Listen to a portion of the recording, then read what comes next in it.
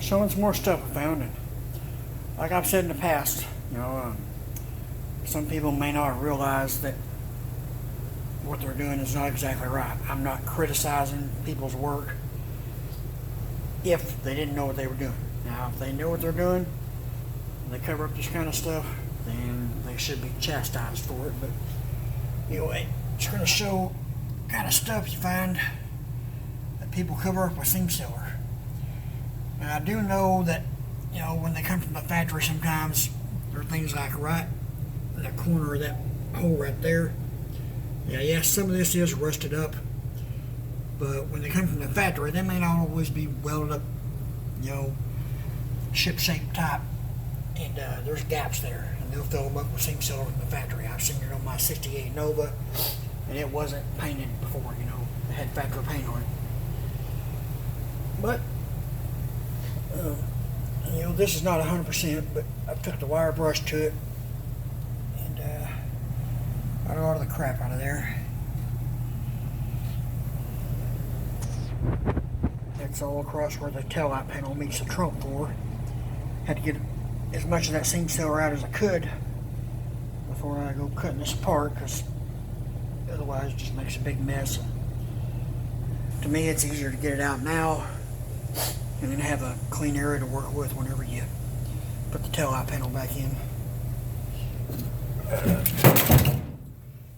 This side over here, like I said, this is not 100% yet. I've just got finished going over this for the first time. But like right there, you can see that there's a rust hole.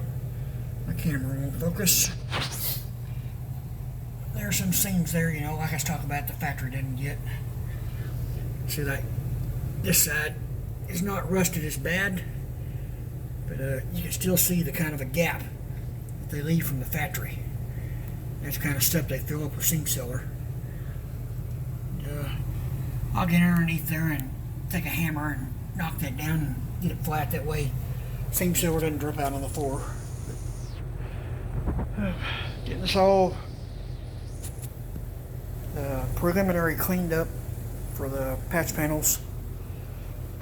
And, I'm not going to cut anything off yet because I've never replaced this kind of a patch panel on a 74 Duster panel before, for this taillight panel anyway.